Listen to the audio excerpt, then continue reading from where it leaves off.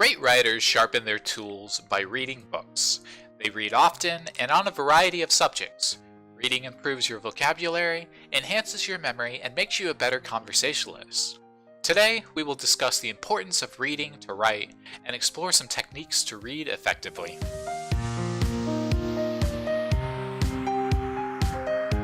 Hey y'all! Tempest here to help you soar above the muck and to reach your dreams.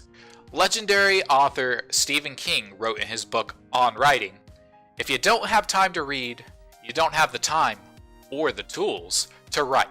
Simple as that. To expand on King's point, by reading, you are equipping yourself with so many great things to write better. You're mentally stimulating your mind with new ideas. Anytime you get writer's block, put down the pen and read a book. It will inspire you with fresh insight and remind you why you decided to write in the first place.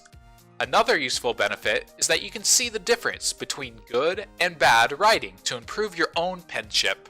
Learn sentence structure, formatting, and GSP. You might ask, Tempest, how much should I read? 4 hours a day? A book a week? Honestly, you should read as often as you can. Most early writers spend more time reading than they do writing, as they form the foundation for their writing careers. As you get older, it'll become harder to devote time to reading. You can include reading time in your goals. For myself, I try to read 2 new books every month. Speaking of reading things, what are some techniques we can use to become better readers? Number 1, slow down. The internet and social media blast so much information at us, we tend to skim and process things very quickly. Reading better means reading more slowly. Reading better demands practice and time.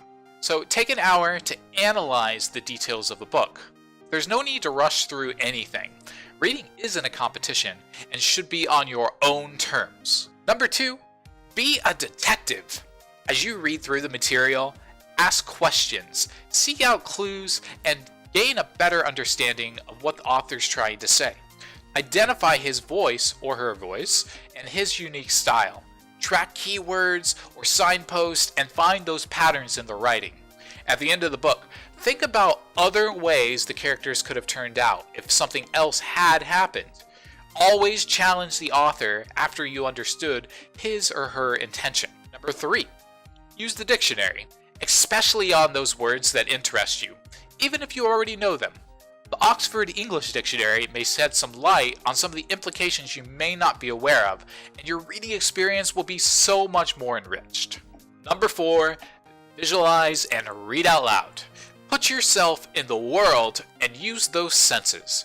What do you see, smell, feel, taste, and hear? Voice those words on the page and listen to how they sound. What emotions are the characters portraying? Number 5, quit reading. Sometimes a book is too hard, or quite frankly, boring to read.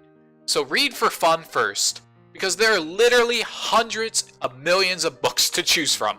So why subject yourself to something you don't enjoy? I spend a lot of time reading articles online from fellow journalists, bloggers, and community gamers.